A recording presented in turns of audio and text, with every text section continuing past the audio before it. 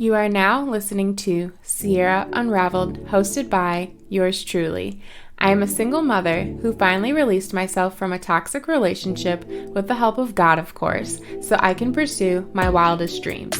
Tune in every week for some crazy stories, real life drama, and motivation to keep going. You got this.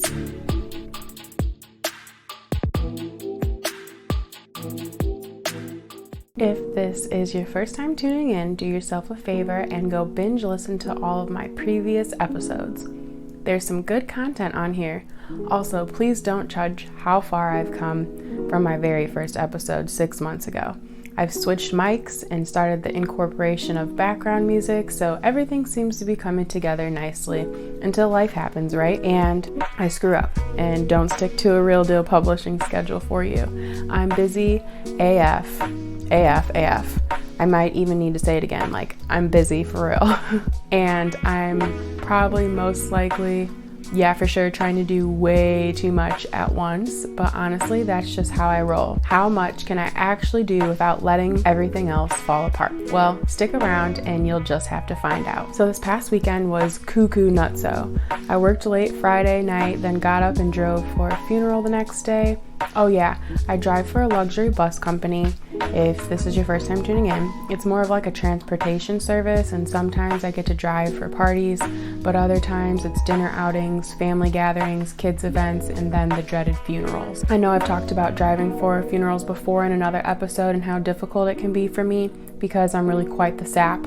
However, I'm getting much better at managing my emotions these days, so it hasn't been as difficult as it was the first time around. This weekend was the third one that I've done since I started working for them back in the fall, and I almost made it through without crying. However, I also never mind paying a little bit of respect to whoever has passed away. Also, last weekend, I drove for one as well. Well, I guess 2 weekends ago. I drove for one and I shed one singular tear. I was so proud of myself, but it was all because a third-party bystander that was driving beside us said her prayers when she was driving by and blessed up the good old Lord. And I was touched to see that people still have hearts, so of course, I got emotional. Most of the time, it's just people watching, staring, taking pictures when they see 4 or 5 blacked out Mercedes Sprinter vans driving down the street, and then the icing on the cake is when the procession is being led by a horse and buggy. Honestly, I've been coping so much better because my faith just keeps getting stronger and stronger. I can cry, that's fine, but at the end of the day, that funeral shouldn't be so sad. It should be seen as a celebration that another soul has made it home to be with the one who cares about us the most. There's no more suffering down here in this nasty, wild place that we live in, and we must be grateful for the time that we did get to spend with that beloved person here on earth.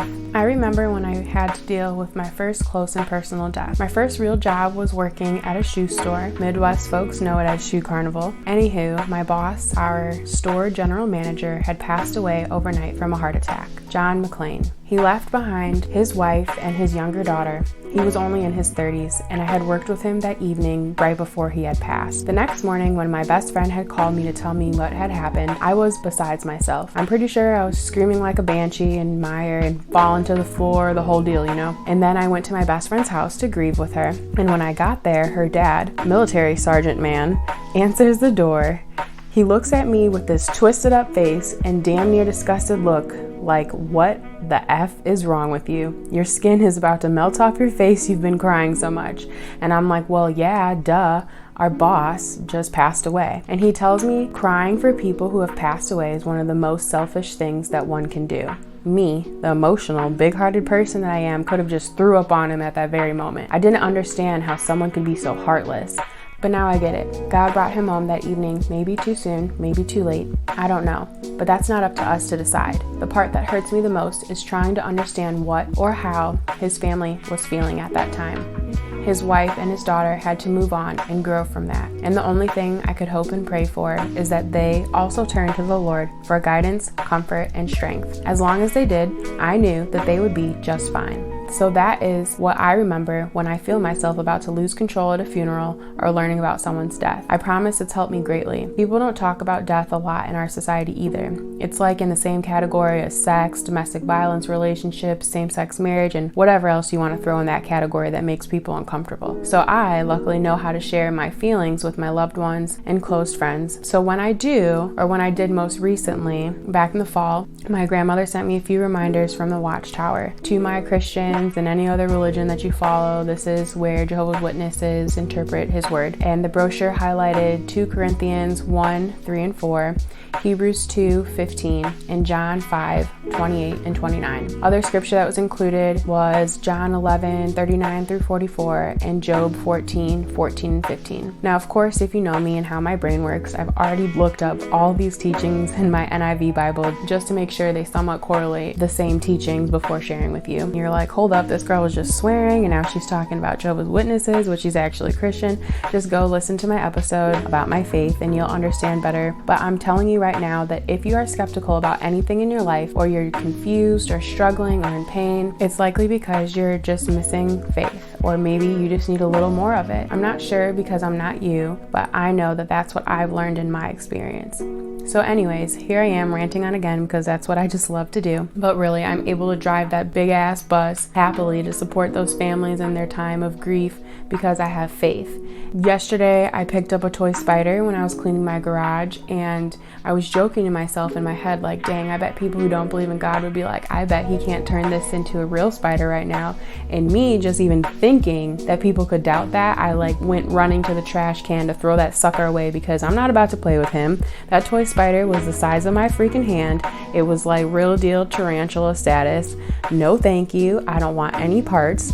That's the kind of faith that I have. Of course, I'd rather be hiding a drunk girl behind my trench coat while she pees outside at a gas station, even though I tried to convince her that the bathroom is just right there inside and not to do it because there's people out here that could see. But sometimes God puts you in certain positions like that so you can be grateful for other ones that come your way. So with all that going on this weekend, I also had an interview lined up after those 2 long ass days of work, and also I had to do an impromptu photo shoot for a friend. I didn't have to, but I wanted to help them out. And then I also drove 3 hours to visit one of my homegirls who was having a baby shower. She's expecting next month. Our daughters are going to be 2 years apart. I'm super excited for her.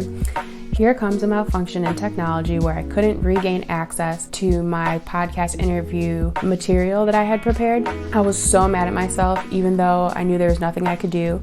Luckily, my guest is a boss-ass mama who is super understanding and down-to-earth and extremely dope. We were able to work around it, but still I was very disappointed. Life happens, and here comes more. My daughter comes home from her dad's house this weekend because I had a lot going on, so I didn't really see her much. And she has a rash on her hands. I send in pictures to the doctor, and the nurse calls me, and we find out that she has hand, foot, and mouth disease. It's just like a virus, kind of similar to chicken pox, but it's very contagious. So her and I are both on lockdown for a week. I'm all stuffy because I'm probably fighting it off. I don't have a rash yet. Hopefully I don't get it, but she hasn't been sleeping, and I, Mama Bear, jack of all trades, has now become her designated hand and foot masseuse for the last 72 hours. Oh, and then I shattered my phone yesterday while trying to do all that stuff in my garage because the weather's finally broken in Michigan and it's a freaking pigsty in there and I really can't stand clutter. Oh yeah, and then on top of everything else, it's that time of the month for me. So please forgive me for not publishing on time, but you gotta understand, you gotta hang in there, girlfriend, because we're all struggling together, but he has a plan and I trust him to keep me going through it all. Oh yeah, and then my ex just tried to bribe me with a 13-year-old 15-inch flat screen TV to try and get me to hang out with him. So I officially had to get our Family Wizard app set up to track our conversations and everything else because I don't think he really understands that I'm trying to move on and he does not control me anymore. By the way, if you don't know what our Family Wizard is, I highly recommend checking them out. It's supposed to help people who are having a hard time co-parenting with a significant other that is not on the same page as you. I wanted to say something mean, but I stopped myself.